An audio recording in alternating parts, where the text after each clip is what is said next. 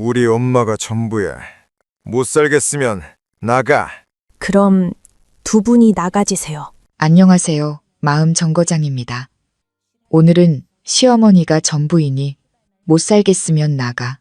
매섭게 소리치는 남편에게 조용히 미소 지으며 딱 한마디를 돌려주어 모든 것을 뒤집어버린 한 여성의 이야기에 대해 들려드리고자 합니다. 여러분이라면 억울함을 참고 사시겠습니까? 아니면 당당히 맞서시겠습니까? 여러분의 생각을 댓글로 남겨주시고 지금부터 제 이야기에 귀 기울여 주시기 바랍니다. 멀리서 보면 파도의 등처럼 평화로워 보이는 부산의 바닷가 2층짜리 상가주택. 하지만 제가 현관에 들어서는 순간 시어머니 박 여사의 눈초리가 제 등줄기에 와 닿았고 등은 순식간에 서늘해졌습니다. 저는 짐 상자를 끌어안고 옷걸이를 스치는 짭짤한 바닷바람을 맞으며 스스로에게 다짐했습니다. 진정해, 서연아. 모든 건 익숙해질 거야.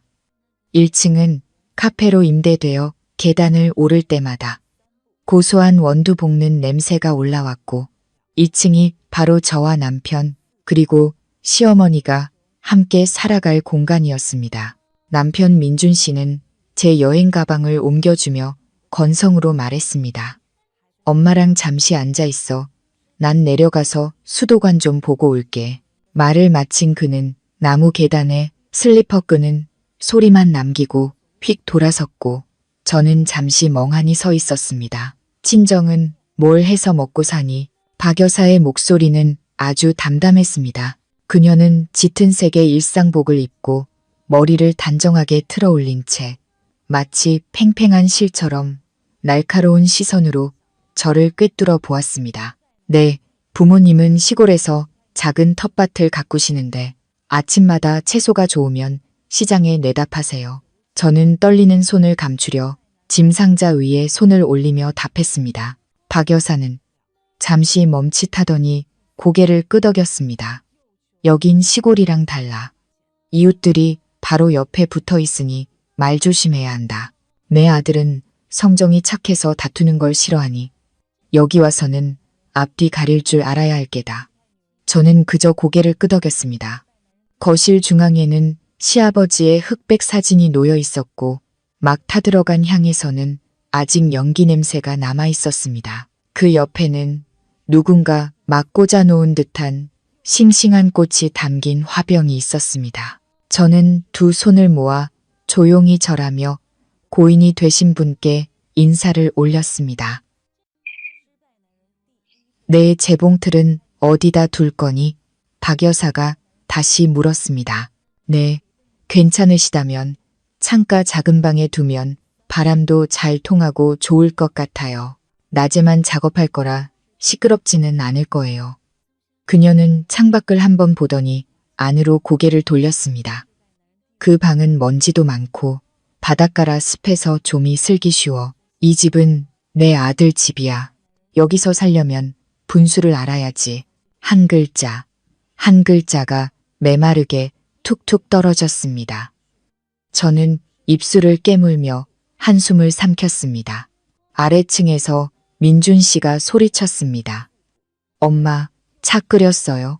서연이는 연한 차 좋아하는데 저는 그 말에 기대 마음이 좀 가벼워지길 바랐지만 시어머니는 찻잔 2개를 내려놓고 차를 따르며 무심하게 말했습니다.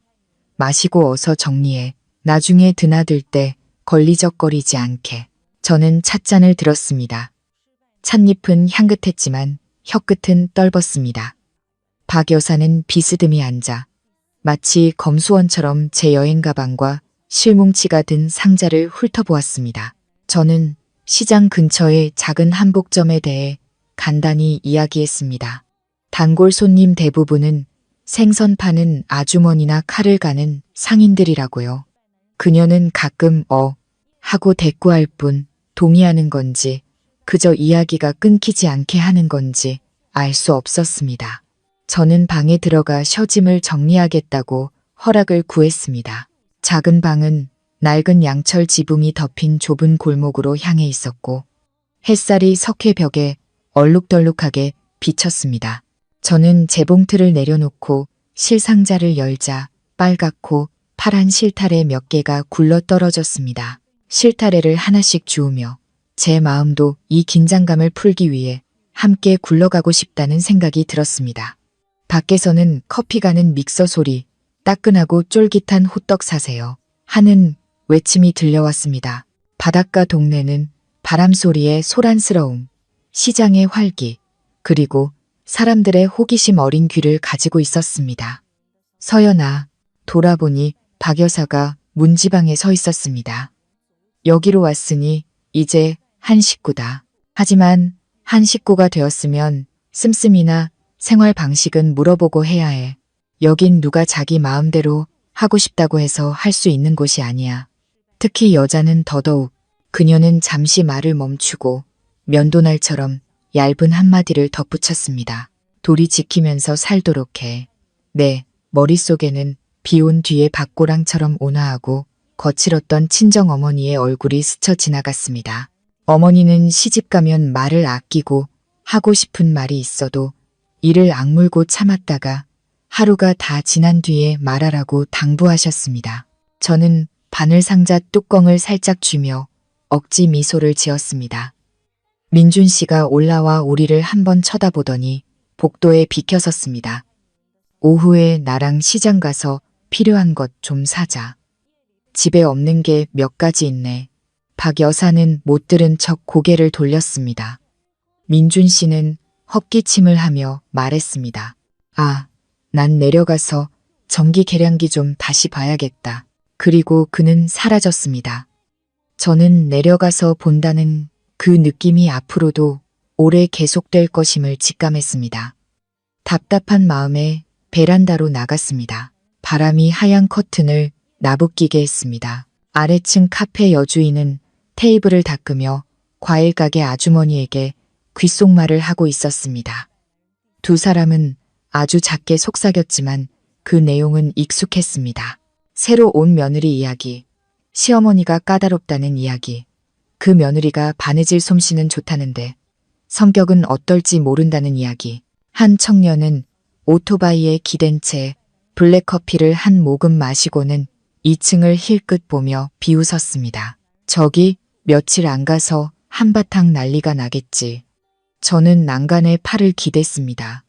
소금기가 소매에 배어들었습니다. 동네마다 하나의 큰 입이 있어서 누군가 한마디 던지면 금세 그 말이 온 골목을 돌아다녔습니다. 저는 아직 아무것도 하지 않았는데도 이미 모든 시선이 쏠리는 장터 한복판에 서 있는 기분이었습니다. 사람의 마음이란 치우기 어려운 시장과 같았습니다. 거실로 돌아와 저는 먼저 말했습니다. 어머니, 걱정 마세요. 제가 식사 준비며 집안일 깔끔하게 해서 이웃들 입에 오르내릴 일 없게 할게요. 박 여사는 저를 한번 쳐다보고는 찻잔을 선반에 올리며 무심하게 대답했습니다. 그래, 내가 여러 말 하게 하지 마라. 그 말은 무겁지 않았지만 차가운 흔적을 남겼습니다. 몸을 숙여 바닥에 떨어진 실밥을 줍는데 괴종시계가 똑딱거리는 소리가 마치 시집 온 사람의 새로운 시간을 재촉하는 듯 선명하게 들렸습니다. 저는 깊은 숨을 들이쉬었습니다. 시작은 어려울 수 있지만 바느질은 제게 한 가지를 가르쳐 주었습니다. 곧게 나아가고 구부러지지 말 것. 한 땀 한 땀 서로 바짝 붙어야 박음질이 튼튼해진다. 바로 그때 아래 카페에서 들려오는 속삭임이 텅 빈 계단 사이로 새어 들어왔습니다. 세댁, 살기 쉽지 않겠어. 바늘이 옷감을 찌르면 손가락 끝에서만 피가 나지만 사람의 말이 가슴속 부드러운 곳을 찌르면 그 아픔은 오래 갔습니다. 저는 시집온 후 처음으로 한복점을 연 첫날 아침 그 사실을 깨달았습니다. 시장 옆 제 가게는 좁은 골목을 향해 있는 작은 공간으로 손으로 쓴 나무 간판이 걸려 있었습니다. 한복 맞춤 및 수선, 급한 주문 환영, 햇살이 비스듬히 비추자 자잘한 옷감 먼지가 빗줄기 속에서 가랑비처럼 흩날렸습니다. 저는 재봉틀을 책상에 놓고 발판을 밟아보았습니다.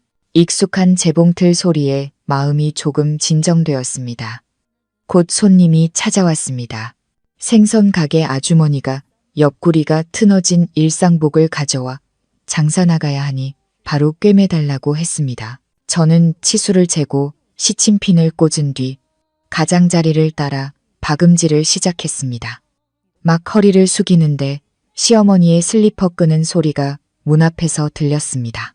그녀는 안으로 고개를 들이밀고 제 손에 들린 옷감을 힐끗 보더니 느긋하게 한마디 던졌습니다. 그 박음질, 우리 동네에서는 기술자들이 더 가늘고 반듯하게 해서 훨씬 예쁘게 하던데 저는 고개를 들어 미소 지었습니다. 네, 아주머니가 급히 시장에 나가셔야 해서요. 저녁에 집에 가서 새 샘플은 더 꼼꼼하게 만들어 볼게요. 생선 가게 아주머니가 호탕하게 웃었습니다. 아이고, 이만하면 됐어요. 장사할 때 입을 거지 무슨 잔치 가는 것도 아닌데요.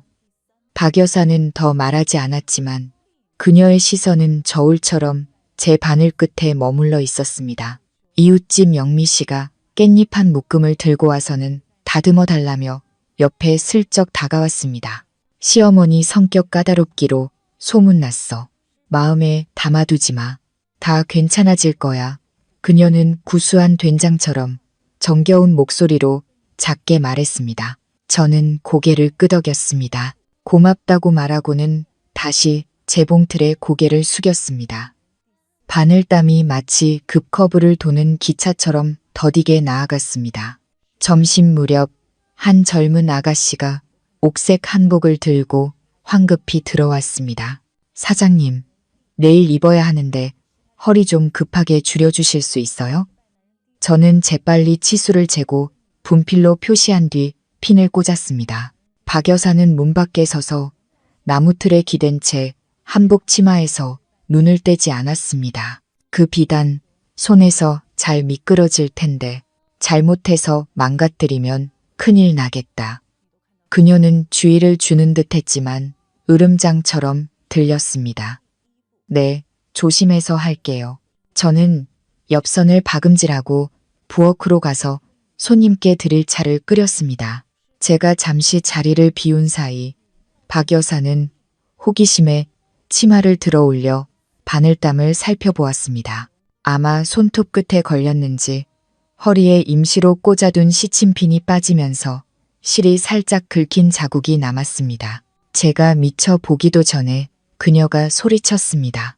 어머나 세상에, 이걸 어쩌자고 실을 이렇게 뽑아놨어? 그녀의 목소리는 평소보다 높았습니다. 아가씨의 얼굴이 하얗게 질렸습니다. 저 망가진 건가요? 저는 서둘러 옷을 들어 자세히 살펴보았습니다. 정말로 실이 살짝 당겨진 자국이 있었지만 끊어지진 않아서 따뜻한 물로 문지르고 다림질하면 감쪽 같아질 정도였습니다. 저는 침착하게 말했습니다. 괜찮아요, 아가씨. 제가 처리할 수 있어요. 박 여사는 팔짱을 끼고 말했습니다. 그래도 손님이 내일 입는데 저러다 실이 튀어나오면 누가 책임질 거니? 마지막 말은 가볍게 던졌지만 듣는 사람은 누가 지목되었는지 알 수 있었습니다. 저는 따뜻한 물 한 잔을 떠와서 거즈 수건에 적셔 긁힌 부분을 따라 문지른 뒤 온도를 낮춘 작은 다리미로 고르게 다렸습니다.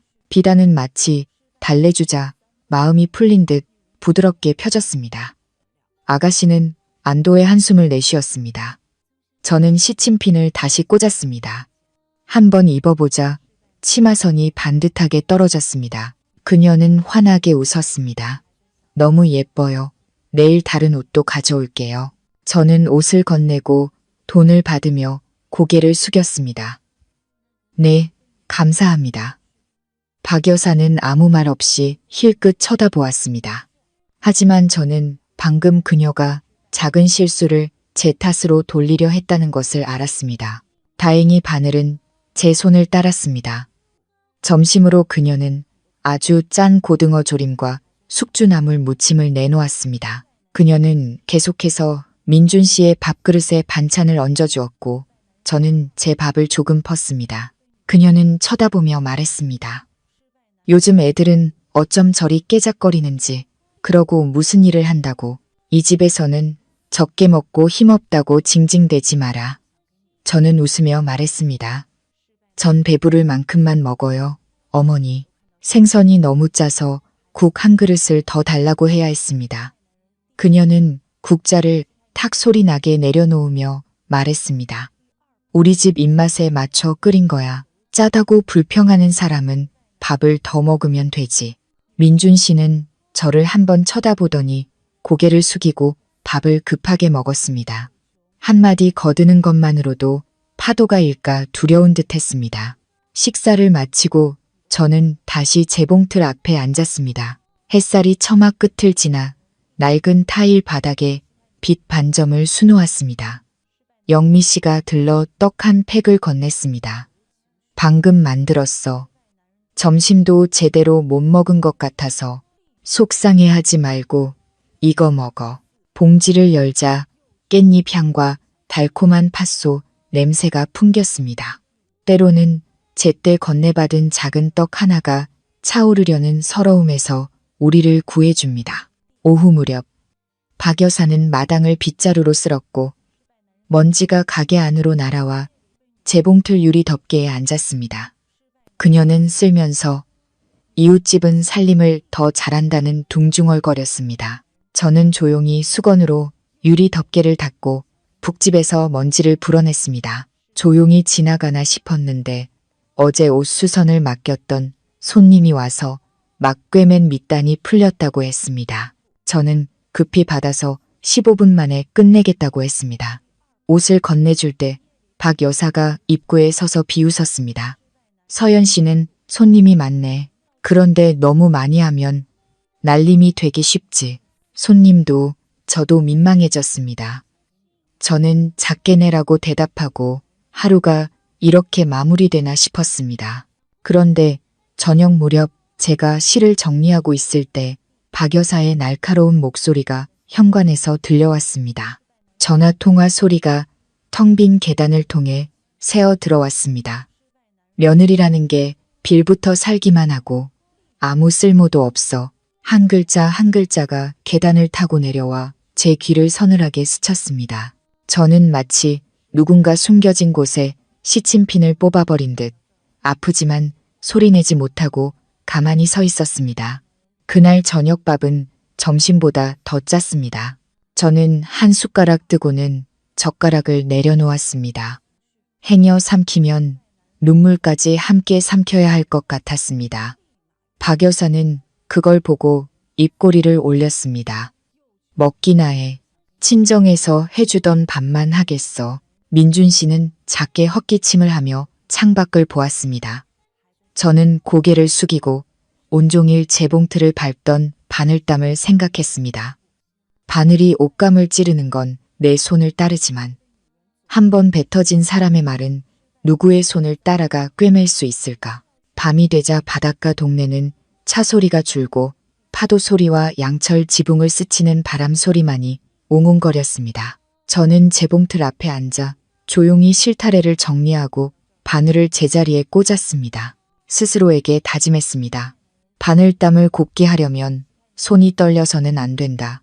첫날은 이만하면 됐다. 내일 일은 내일 생각하자. 부산 바닷가에서의 가족 식사는 소금 때문이 아니라 오가는 말 때문에 짰습니다. 그날 오후 바다에서 불어온 바람이 창문을 스치며 마치 누군가 냄비 가장자리를 가볍게 두드리는 듯 규칙적인 파도 소리를 실어왔습니다. 식탁은 간단했습니다. 생선 매운탕, 데친나물, 그리고 간장 빛깔의 고등어 조림. 박 여사는 민준 씨에게 쉴 새 없이 반찬을 집어주었습니다. 많이 먹어라, 아들. 정비소에서 일하느라 힘들 텐데. 그녀의 젓가락은 제 앞을 닫힌 문처럼 지나갔고 제 밥그릇은 그대로였습니다. 저는 목이 메는 것을 참고 나물 한 줄기를 집어 먹었습니다. 민준 씨는 멋쩍게 웃으며 밥을 먹다 머리를 긁적였습니다. 남편과 잠시 눈이 마주쳤을 때 가게 수도관에 대해 물어보려 했지만 그는 다른 문제에 부딪힐까 두려운 듯 이미 고개를 숙였습니다. 박 여사가 그릇을 내려놓으며 나른하지만 가시 돋친 목소리로 말했습니다. 솔직히 말해서 다른 집 며느리들은 매달 시어머니한테 생활비라도 얼마씩 쥐어준다더라. 우리 집은 그녀는 저를 힐끗 쳐다보며 말을 흐렸습니다. 내 아들이 벌어오는 돈으로 온 식구가 먹고 사니 어깨가 무거울 수밖에. 네가 바느질해서 얼마나 번다고. 친정에는 꼬박꼬박 보낸다면서. 그 말에 그림자가 밥상 위로 길게 드리워졌습니다. 저는 침착하게 말했습니다. 네, 저도 매달 생활비 보태고 있어요. 친정에 보내는 건 부모님 편찮으실 때 약값이라도 보태드리는 것뿐이에요. 도리를 다하려는 거죠. 이 집에 필요한 게 있으면 저도 기꺼이 마련할게요. 저는 말이 깨지지 않고 부드럽게 내려앉도록 가장 가벼운 단어들을 골랐습니다.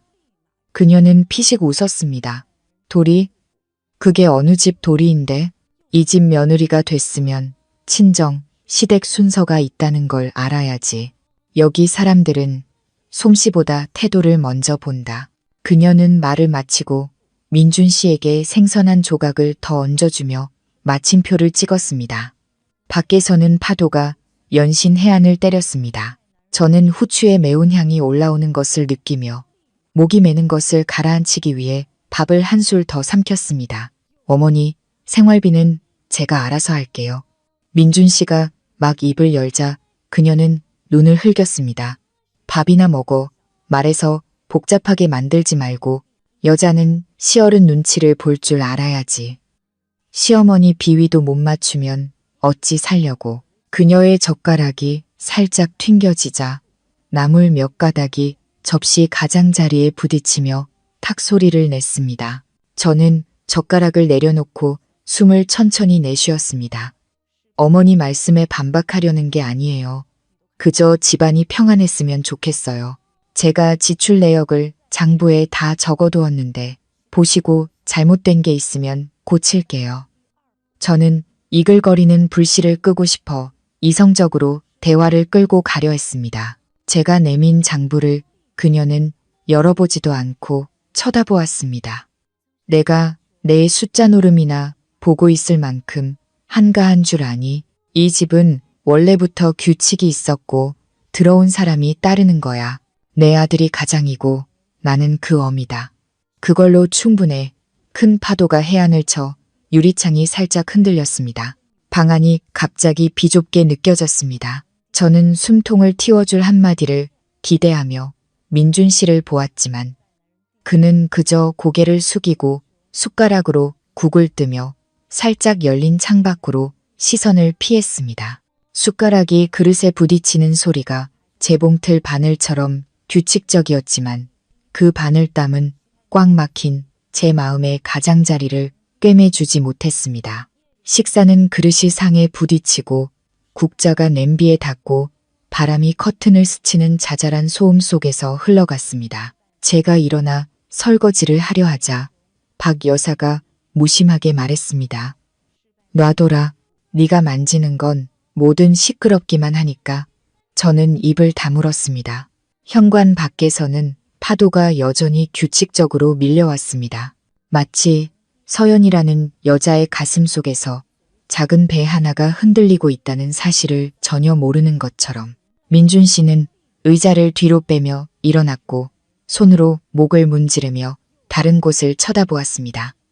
바로 그 순간 저는 그가 누구의 편도 아니라는 것을 깨달았습니다. 그는 침묵의 편에 서 있었습니다. 그리고 때로는 침묵이 어느 한쪽으로 기운 말보다 더 무거웠습니다. 시골 마을의 작은 길, 양옆에 대나무 숲이 마치 노인들이 속삭이는 것처럼 소리를 냈습니다. 하지만 이곳의 소문은 바다보다 더 넓게 퍼져나갔습니다. 작은 아버지 댁에 도착하자마자 작은 어머니가 마당에서 나오셨습니다. 손에는 아직 풀을 뽑던 장갑이 끼워져 있었고 얼굴은 풍년을 맞은 듯 환했습니다. 어머, 민준이 왔구나. 요즘 사업은 잘 되고. 인사가 끝나기도 전에 그녀의 시선은 마치 새로운 상품을 살피듯 제게로 향했습니다. 작은 아버지 댁은 이끼 낀 기와지붕 아래 처마 밑에 얇게 썬 고구마를 말리고 있었고 시골 들판의 바람이 흙냄새와 함께 불어왔습니다. 친척들이 몰려와 민준 씨가 할아버지를 닮아 잘생겼다고 칭찬한 뒤 제게로 돌아와 새 며느리는 친정에서 예단을 얼마나 해왔냐고 물었습니다. 저는 멋쩍게 웃었습니다. 네, 저는 그저 한복 짓는 기술 하나 가지고 와서 집에 보탬이 되고 싶어요. 어떤 분이야 하는 소리를 내며 고개를 살짝 까딱했습니다. 듣자 하니 시내에 있는 한복점이 손님이 없다던데 작은 어머니가 얄밉게 웃었습니다. 나도 그렇게 들었는데 제가 손님은 꾸준히 있지만 막 이사와서 아직 정신이 없다고 말하려던 참에 박 여사가 마치 책상 위 먼지를 터는 듯 무심한 목소리로 끼어들었습니다. 우리 며느리가 말은 참 잘하지. 시내 사람들은 다들 말을 번지르르 하게 하잖아. 중요한 건 집에 들어와서 어떻게 처신하느냐지. 저는 혀를 깨물고 해명을 삼켰습니다. 민준 씨는 옆에 앉아 찻잔을 돌리며 뜰 뒤에 바나나 나무를 쳐다보았습니다. 마치 이 이야기가 자신과는 아무 상관없다는 듯이 식사 시간이 되자 시골 밥상이 푸짐하게 차려졌습니다. 붕어찜, 새우를 넣은 호박국, 파릇하게 데친 고구마순, 아삭한 오이소박씨, 그리고 가운데 놓인 마늘과 고추를 띄운 간장 종지에서는 향긋한 냄새가 풍겼습니다. 저는 국을 떠 한 모금 마셨습니다. 토종 새우의 단맛이 혀끝에 닿자 문득 고향 생각이 났습니다. 마당 한쪽에서는 아궁이 연기가 피어오르고 그 연기 사이로 햇살이 비치자 자잘한 먼지까지 보였습니다. 몇 숟가락 뜨지 않아 이야기는 다시 제게로 돌아왔습니다. 작은아버지가 웃으며 말했습니다.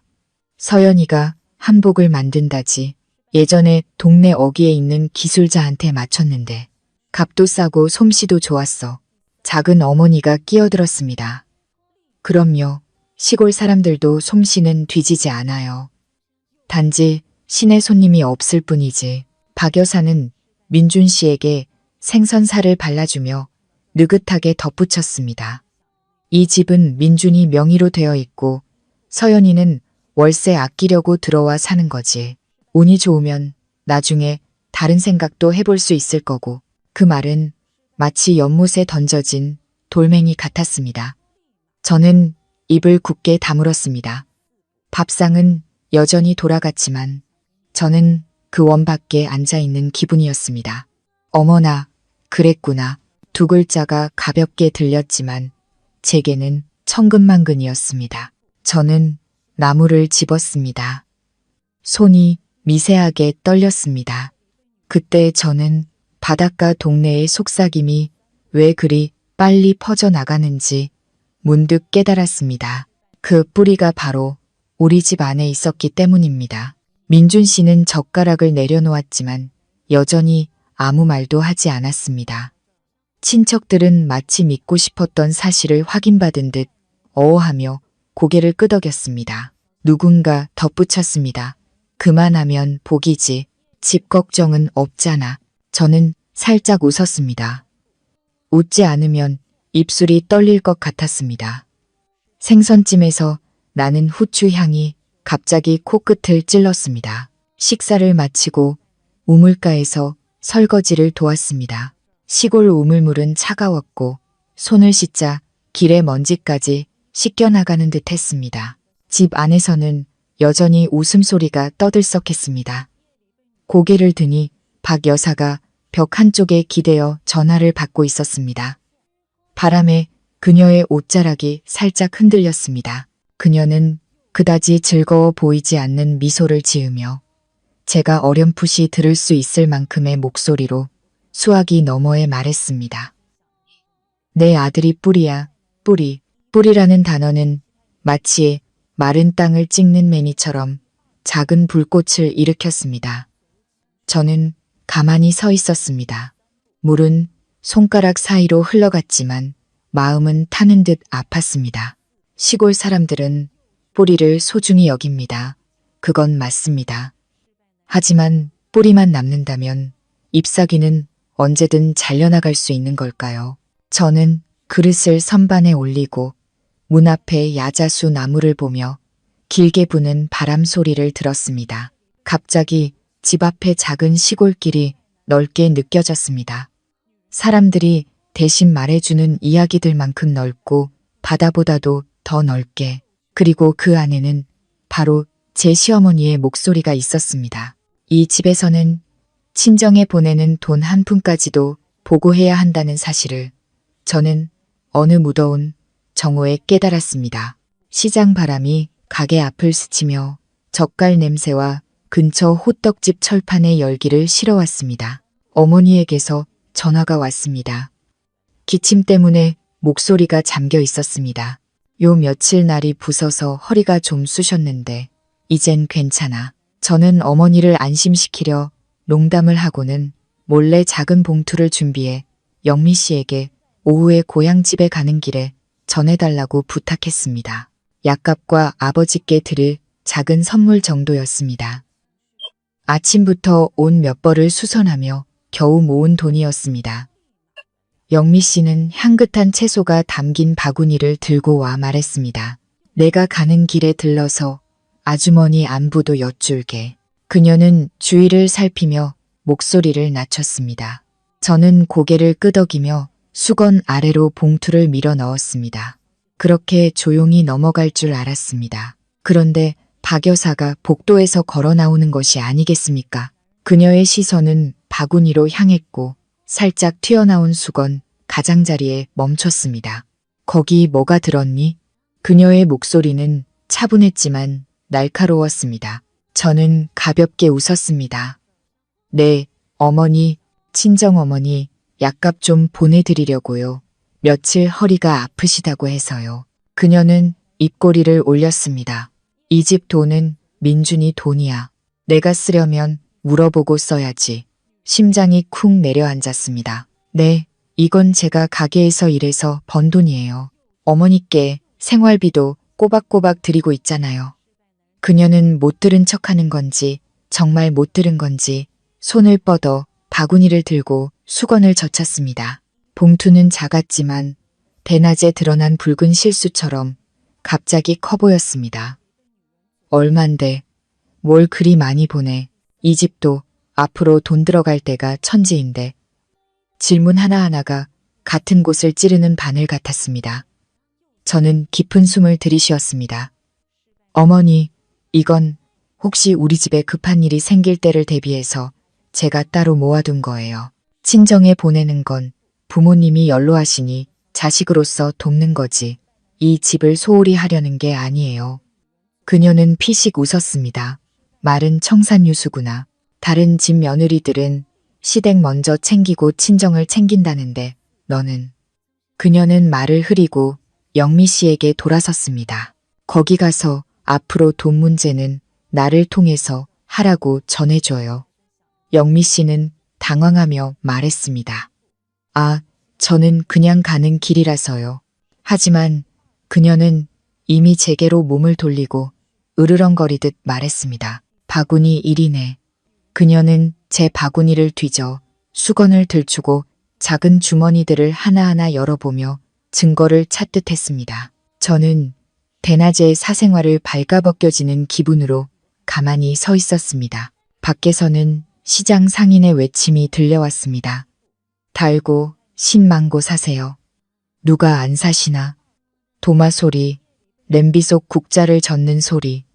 모든 것이 너무나 평범했습니다. 단지 제 가슴속만 평범하지 않았습니다. 그녀는 더 이상 아무것도 찾지 못했지만 여전히 현행범을 잡은 듯한 태도를 보였습니다.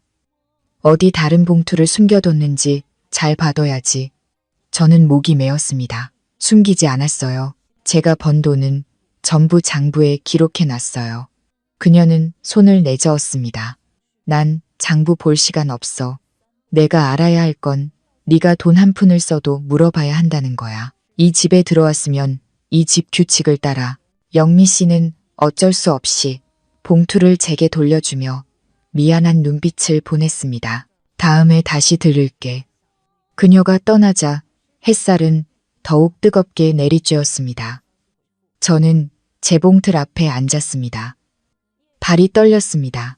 바늘땀이 1mm 빗나가서 다시 뜯어내고 박아야 했습니다. 현관에서는 그녀가 여전히 팔짱을 낀 채 떠나지 않으려는 그림자처럼 서 있었습니다. 오후 늦게 저는 용기를 내어 봉투를 들고 올라가 시아버지 사진 앞에 놓았습니다. 그리고 속으로 빌었습니다. 아버님, 제가 잠시라도 평안할 수 있게 해주세요. 그리고 봉투를 서랍 깊숙이 넣고 잠갔습니다. 마음이 차갑게 식었습니다. 밖의 시장은 여전히 시끌벅적했습니다. 따끈한 호떡, 고소한 옥수수 사세요. 삶은 평온해 보였지만 압박감은 밀물처럼 차올랐습니다. 숨 돌릴 틈도 없이 차오르는데 문이 벌컥 열리며 민준 씨가 돌아왔습니다. 옷에는 아직 기계 먼지가 묻어 있었습니다. 박 여사가 입구에서 바로 그를 맞았습니다. 이것 좀 봐. 내 며느리는 친정 챙길 줄만 알지 돈 문제는 누구한테 상의도 안 해. 저는 계산대 뒤에 서서 민준 씨의 어깨가 굳어지는 것을 보았습니다. 그는 저를 한번 쳐다보고는 다시 어머니를 보았습니다. 그 짧은 침묵 속에서 저는 제 재봉틀 소리가 마치 목이 잠긴 듯 갑자기 굳는 것을 들었습니다. 현관 밖 빗소리가 너무 거세서 제 심장 박동 소리마저 삼켜버릴 정도였습니다. 빗물은 양철 지붕을 때리고 처마 끝을 따라 긴 줄기를 이루며 마당으로 떨어졌습니다. 마치 누군가 느리고 슬픈 장단을 두드리는 것 같았습니다. 침실에는 탁상등 하나만 켜져 있었습니다. 노란 불빛이 수증기 낀 창문 너머로 벽에 꿀처럼 얇고 차가운 막을 씌웠습니다. 저는 침대 가장자리에 앉아 무릎을 문지르며 이미 오후부터 위태로웠던 분위기를 깨뜨리지 않으려 천천히 말했습니다. 당신은 내가 뭘 잘못했다고 생각해요? 질문은 마치 유리에 부딪히는 바늘처럼 작지만 날카롭게 튀어나왔습니다. 민준 씨는 이불을 가슴까지 끌어올리고 천장을 잠시 보다가 대답을 흐렸습니다. 당신이 엄마 입장을 이해해야지. 저는 그를 마주보고 돌아섰습니다. 이해해요. 생활비도 꼬박꼬박 내고 어머니께 한 번도 대든 적 없어요. 하지만 내가 번 돈으로 친정어머니 약값 좀 보내드리는 것도 안 되는 일이에요. 민준 씨는 마치 대화를 꺼버리고 싶다는 듯 한숨을 내쉬었습니다. 안 된다는 게 아니야. 하지만 이 집에서는 엄마가 모든 걸 알고 싶어 하셔. 당신이 조금만 부드럽게 굴면 조용해질 텐데. 밖에서는 비바람이 창문에 세차게 부딪혔습니다. 노란 불빛은 너무 희미해서 민준 씨의 얼굴을 제대로 비추지 못하고 오직 그의 콧날만 짧은 선으로 도드라져 보였습니다. 목에 무언가 걸린 듯 삼켜지지 않았습니다. 어디까지 부드러워져야 충분한데요. 저는 여전히 차분한 목소리를 유지하며 물었습니다. 돈 한 푼을 드릴 때마다 허락을 받아야 할 정도까지요? 그러면 제게 남는 건 뭔가요? 민준 씨는 침묵했습니다. 저는 그 질문이 어렵다는 것을 알았지만 그의 침묵은 마치 아무도 열엄두를 내지 못하는 반쯤 닫힌 문과 같았습니다. 비가 현관을 넘어오고 바람이 문틈으로 들어와 제가 매일 밤 피우던 아로마 오일 향까지 꺼뜨렸습니다. 커튼이 살짝 흔들리며 바닥에 긴 한숨 같은 그림자를 드리웠습니다. 난 싸우고 싶지 않아. 민준 씨의 목소리가 낮게 가라앉았습니다. 엄마는 연세도 많으신데 속상하게 해드리지 마. 저는 웃었습니다. 크지는 않았지만 마치 빈 그릇에 젓가락이 부딪히는 소리처럼 텅 비게 들렸습니다. 그럼 저는 속상해도 되는 건가요? 질문은 빗소리에 묻혀 어디에도 내려앉지 못했습니다. 민준 씨는 몸을 돌려 제게 등을 보이고 이불을 어깨까지 끌어올렸습니다. 한때 제게 기댈 곳이었던 그 어깨가 이제는 손이 닿지 않는 곳으로 멀어지고 있었습니다. 그의 등은 오늘 밤 유난히 긴 언덕처럼 보였습니다. 저는 베개를 끌어안고 벽에 머리를 기댄 채 옷을 뚫고 스며드는 싸늘함을 느꼈습니다.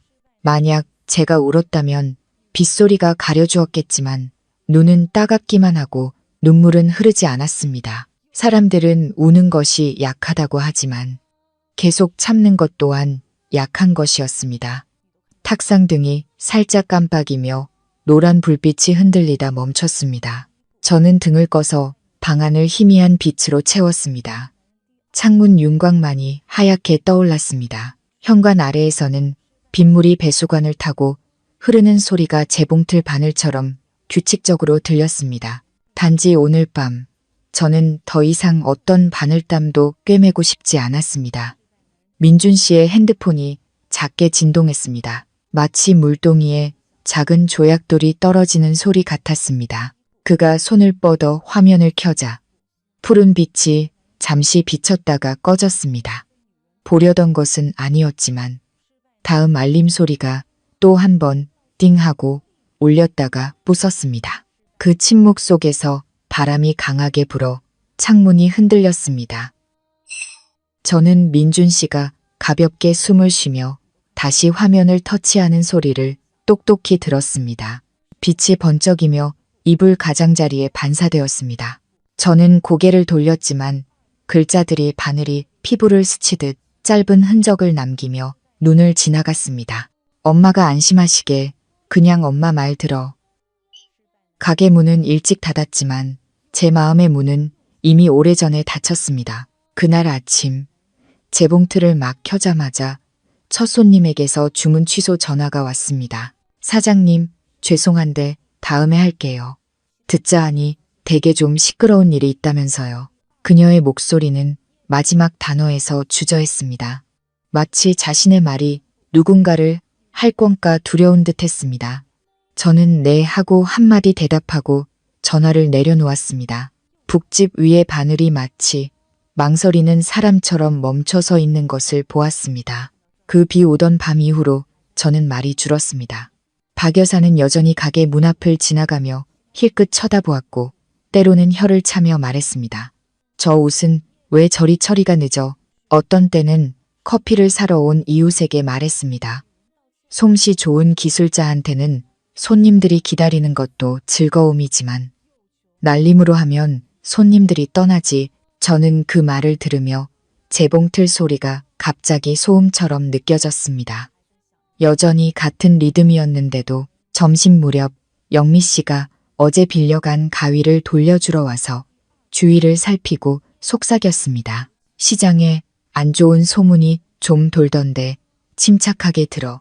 사람들이 내 시어머니가 너무 깐깐하고 집안 분위기도 어렵다고 하더라. 그녀는 미안한 눈으로 저를 보았습니다. 무슨 일 있으면 말해. 계속 참으면 속병나. 저는 억지 미소를 지었습니다. 말해봤자 바람에 흩어질 뿐인걸요, 언니. 그녀는 한숨을 쉬며 아직 따뜻한 녹두시루떡 한 팩을 제 손에 쥐어주었습니다. 속 쓰릴 텐데 이거라도 먹어. 오후가 되자 시장은 한산해졌습니다. 희미한 햇살이 비스듬히 떨어지며 손수레의 그림자를 고무줄처럼 길게 늘어뜨렸습니다. 다른 손님 한 명이 가게 문 앞에 서서 옷감을 들고 망설였습니다. 지금 맡기면 제때 될까요? 저는 고개를 끄덕였습니다. 네, 가능해요. 그녀는 길 쪽을 쳐다보더니 말했습니다. 좀 더 생각해 볼게요. 말은 미끄러지듯 사라지고 현관에 걸린 풍경만이 작게 흔들렸습니다. 그 딸랑 소리가 너무나 안쓰럽게 들렸습니다. 저는 옷핀에 걸린 주문서를 다시 세어보고 장부를 확인했습니다. 많은 이름 옆에 나중에 다시 연락이라는 글자와 함께 줄이 그어져 있었습니다. 갑자기 피곤이 몰려왔습니다. 재봉틀을 밟는 다리도 긴 언덕을 오르는 것처럼 무거웠습니다. 저는 평소보다 일찍 셔터를 내리고 자물쇠를 걸고 불을 껐습니다. 맞춤 및 수선이라고 쓰인 나무 간판이 어스름한 저녁 속으로 가라앉았습니다. 집으로 가는 길은 짧았지만 오늘따라 2배는 길게 느껴졌습니다. 날씨는 후텁지근했고 바람은 강하지 않았지만 어딘가에서 먹구름이 몰려오고 있음을 알리듯 불안했습니다. 젓갈 냄새, 사탕수수, 주스 냄새. 어느 집 현관 앞 월계수꽃 향기가 뒤섞여 목이 마르면서도 메스꺼웠습니다. 저는 천천히 걸으며 슬리퍼가 시멘트 바닥에 닿는 소리를 들었습니다. 영미 씨가 자전거를 타고 지나가다 옆에 바싹 붙었습니다. 침착하게 들어. 밀물이 밀려올 때는 파도에 맞서지 마. 저는 고맙다고 고개를 끄덕였지만 마음은 가랑비를 맞은 옷처럼 축축했습니다. 골목 어귀에 다다르자 이미 박 여사의 목소리가 들렸습니다.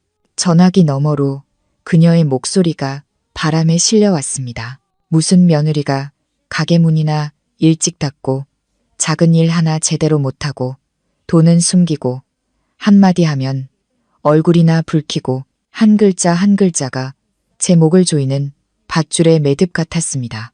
저는 대나무 숲 뒤에 멈춰 서서 숨을 한 번 고르고 마당으로 들어섰습니다. 애써 태연한 표정을 지었습니다. 엠마루에는 민준 씨가 앉아 있었습니다. 그는 고개를 숙이고 두 손을 깍지 낀 채 플라스틱 의자 위에 놓인 핸드폰을 보고 있었습니다. 검은 화면에 잿빛 하늘 조각이 비쳤습니다. 제가 대문을 여는 소리를 듣고 그는 고개를 잠시 들었다가 다시 숙였습니다. 박 여사는 안에서 여전히 같은 톤으로 말하고 있었습니다. 솔직히 저런 여자는 데리고 살기 힘들어. 저는 남편에게서 엄마, 그만하세요라는 한마디를 기다리며 잠시 서 있었지만 아무 말도 없었습니다. 오직 바람이 벽에 달력을 넘기는 소리와 현관 풍경이 다시 한번 끊어질 듯 가늘게 흔들리는 소리뿐이었습니다. 젓가락이 그릇 가장자리에 부딪히며 탁 하는 건조한 소리가 났습니다. 마치 누군가 막을 올리는 신호북을 친 것 같았습니다. 밥상 위에는 진한 색의 고등어 조림, 김이 모락모락 피어오르는 매운탕, 그리고 하얀 숙주나물이 놓여 있었습니다. 모든 것이 평범해 보였지만 공기는 폭풍 전야처럼 무겁게 가라앉아 있었습니다. 박 여사는 저를 쓱 쳐다보고는 민준 씨에게 국을 2번이나 떠준 뒤에야 국자를 내려놓았습니다. 무슨 한복점이 저녁도 안 됐는데 문을 닫아 시간이 남아도니 심심해서 놀러라도 다녀왔나 보지. 놀러라는 단어는 밥상을 한 바퀴 돌아 제 바로 앞에 내려앉았습니다. 저는 목이 마르지 않도록 천천히 씹었습니다. 네, 아침에 손님 몇 분이 주문을 취소하셔서요. 오후에 장부 정리 좀 일찍 하고 내일 다시 주문받으려고요. 제 말이 채 끝나기도 전에 그녀의 젓가락이 그릇을 탁 하고 쳤습니다. 손님이 취소하는 건 기술자 탓이지. 사람들이 믿지 못하니까 떠나는 거야. 이 집에서 배워야 할 건 순응하는 법이지. 내 맘대로 하는 게 아니야. 그 말은 돌멩이처럼 밥상을 굴러갔습니다. 저는 버팀목을 찾으려 민준 씨를 보았습니다. 그는 저를 보지 않고 헛기침을 했습니다. 엄마 말 좀 들어. 세 글자가 바람처럼 가벼웠지만 제 가슴속 불씨를 지피기에는 충분했습니다. 저는 젓가락을 그릇 가장자리에 단단히 내려놓고 말했습니다. 저 항상 어머니 말씀 듣고 있어요. 일찍 닫은 건 일이 줄어서지 놀러 다닌 게 아니에요. 제가 뭘 잘못했으면 말씀해 주세요. 고칠게요. 저는 말이 날카로워지지 않도록 단어를 골랐습니다. 마치 얇은 천 위를 스치는 바늘땀처럼 부드럽게 말이 떨어지기를 바라며 그녀는 의자에 등을 기대고 마치 삐뚤어진 바늘땀을 살피듯 눈을 가늘게 떴습니다. 말은 누가 못해. 이 집에 발들인 날부터 내가 하는 일은 뭐든 급하고 돈 문제도 제멋대로였어. 밖에서는 번개처럼 빠릿빠릿하면서 집안일에는 게을러 터졌지. 그녀는 마치 확인 도장을 찍듯 민준 씨의 그릇에 생선을 더 얹어 주었습니다. 저는 깊은 숨을 들이쉬었습니다. 생활비는 꼬박꼬박 드렸어요. 부모님 편찮으셔서 약값 좀 보내드린 건 어머니께 말씀드렸는데 못 들으신 것 같아요. 저는 못 들으신이라는 말에서 멈췄습니다. 한 글자만 더하면 덫이 될까 두려웠습니다. 그래. 결국 늙은이가 못 들어서 생긴 잘못이구나. 그녀는 입꼬리를 비틀었습니다. 이번에는 그녀의 젓가락이 식탁을 찍었습니다. 소리는 둔탁했지만 무거웠습니다.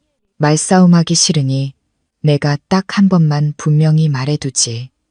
이 집에는 규율이 있고 내가 살아있는 한 내가 최우선이다.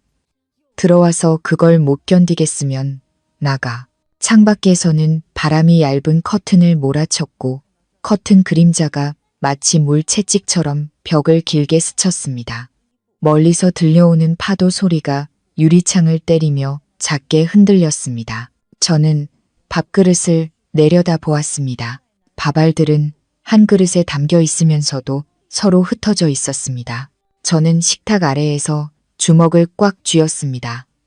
손톱이 손바닥을 파고들어 정신이 번쩍 들게 하는 고통을 남겼습니다. 저는 민준 씨를 향해 돌아섰습니다. 당신은 내가 뭘 잘못했다고 생각해요. 말해줘요. 고칠게요. 하지만 당신도 제 편에서 공정한 말 한마디는 해줘야 해요. 저는 밥상이 법정이 되지 않도록 부탁이라는 단어를 골랐습니다.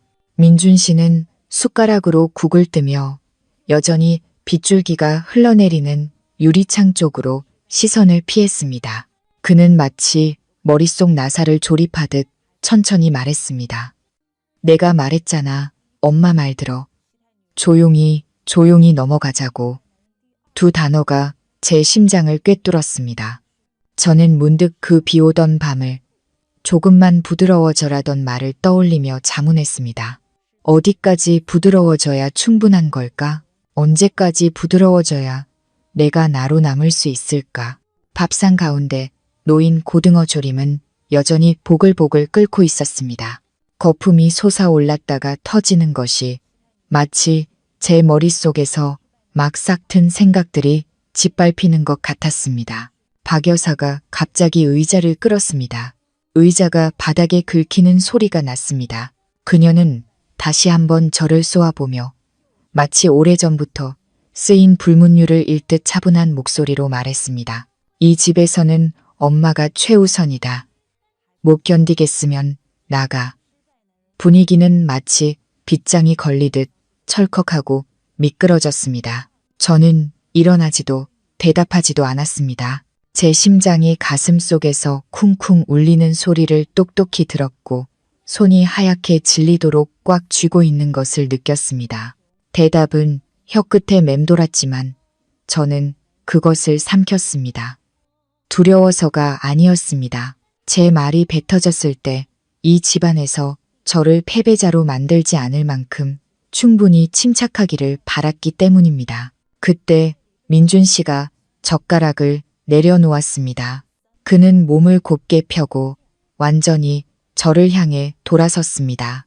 천장의 노란 불빛이 그의 그림자를 식탁 위로 길게 드리웠습니다. 마치 식탁을 둘로 나누는 선처럼.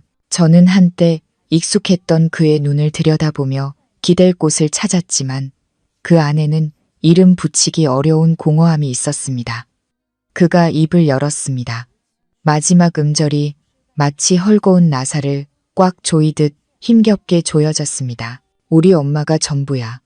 못 살겠으면 나가. 한 번 뱉어지면 평생을 바꾸는 말이 있습니다. 저는 그것을 알면서도 여전히 식탁 밑에서 손이 떨리는 것을 느꼈습니다.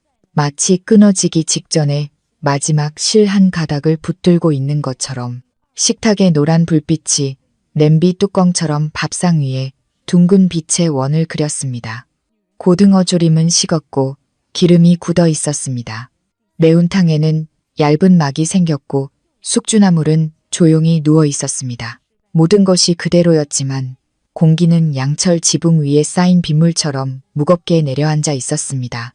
박 여사는 등을 곧게 펴고 두 손을 깍지 낀 채 방금 숫돌에 간 칼날처럼 차가운 눈으로 앉아 있었습니다. 맞은편에 민준 씨는 젓가락을 그릇 가장자리에 비스듬히 놓은 채 불편한 각도로 어깨를 굳히고 있었습니다. 못 살겠으면 나가라는 그의 말은 아직 방 안에 떠다니며 사라지지 않았습니다. 저는 젓가락을 내려놓았습니다. 작지만 선명한 탁 소리가 났습니다. 그저 그릇에 부딪힌 소리였지만 제게는 빗장이 풀리는 소리처럼 들렸습니다. 심장은 빠르지도 느리지도 않게 규칙적으로 뛰었습니다. 막다른 길에 다다른 사람의 평온함이었습니다. 저는 민준 씨를 똑바로 쳐다보았습니다.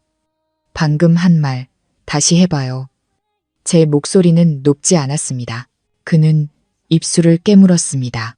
그의 눈동자는 잠시 흔들리다가 마치 복잡한 지도에서 출구를 찾듯 다시 돌아왔습니다. 우리 엄마가 전부라고 그는 더 낮은 목소리로 반복했습니다. 못 살겠으면 그는 말을 흐렸습니다. 아마 제가 울거나 빌거나 침묵할 거라고 생각했겠지요. 저는 그 세 가지 중 어느 것도 하지 않았습니다. 깊은 숨을 들이쉬고 의자를 바로 앉아 말이 입 밖으로 나가기 전에 똑바로 서도록 했습니다. 그럼 저는 잠시 말을 끊고 박 여사를 한번 본 뒤 다시 남편의 얼굴로 시선을 돌렸습니다. 두 분이 나가주세요. 공간은 갑자기 숨을 멈췄습니다. 불빛은 여전히 노랬지만 온기는 아주 오래전에 꺼져버렸습니다. 박 여사가 벌떡 일어났습니다. 얼굴은 햇볕에 그을린 듯 붉어졌고 손은 우득 소리가 날 정도로 꽉 쥐어졌습니다. 네가 감히 이 집에서 그런 말을 해. 그녀의 한 글자 한 글자가 조약돌처럼 식탁에 부딪혔습니다. 저는 차가울 정도로 예의 바르게 돌아섰습니다. 저는 그저 민준 씨의 뜻에 따랐을 뿐이에요. 못 살겠으면 나가라고 하셨잖아요. 이 집에서는 어머니가 전부라고 하셨으니 공평하게 두 분이 나가주시는 게 맞겠네요. 민준 씨가 벌떡 일어났습니다. 의자가 타일 바닥에 긁히는 소리가 날카롭게 울렸습니다. 그의 눈은 커졌지만 그 놀라움 뒤에는 제가 더 이상 알아볼 수 없는 공허함이 있었습니다. 그는 무언가 말하려 했지만 턱이 움직이고 목이 조여들더니 말이 막혔습니다. 마치 실이 엉킨 것처럼 그의 손은 의자 등받이에 얹혔고 힘줄이 솟아났지만 손가락은 힘없이 늘어져 있었습니다. 내가 내 아들을 이만큼 키워서 너한테 쫓겨나라고 한 줄 알아. 박 여사가 거의 소리치듯 말했습니다. 숨결이 뜨거웠습니다. 저는 천천히 말했습니다. 누구를 쫓아내려는 게 아니에요. 방금 그분이 한 말을 제자리로 돌려놓았을 뿐이에요. 제가 이 집에 들어온 날부터 저는 제대로 살려고 노력했어요. 생활비도 보태고 밥도 차리고 말 한마디도 조심했어요. 하지만 그 모든 것이 매일같이 일방적으로 분수를 알라는 말을 듣기 위한 것이었다면 저는 그만두겠어요. 저는 제 말이 깨진 유리처럼 산산조각 날까 두려워 목소리를 높이지 않았습니다. 창밖에서는 바람이 커튼을 후려쳤고 하얀 그림자가 벽을 스치고 지나갔습니다. 파도 소리가 마치 누군가 뜨거워진 수면을 노로 쳐서 식히려는 듯 규칙적으로 울렸습니다. 저는 밥상을 다시 보았습니다. 숙주나물은 여전히 하얗고 국은 여전히 시큼했고 생선은 여전히 짰습니다. 단지 제 입안의 맛만은 완전히 사라졌습니다. 민준 씨가 선반 위에 담배를 집어들었다가 당황하며 다시 던졌습니다. 그는 어머니가 담배 연기를 싫어한다는 것을 알았습니다. 네가 그렇게 말하면 엄마 생각은 안 하는 거야. 그는 팽팽한 두 줄 사이에서 설 곳을 찾으려 애썼습니다. 저는 부드럽게 말했습니다.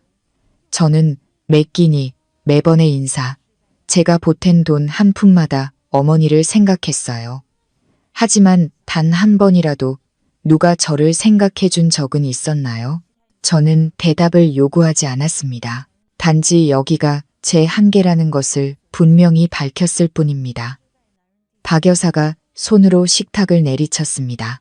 퍽 하는 소리가 작은 방 안에 울렸습니다. 한계?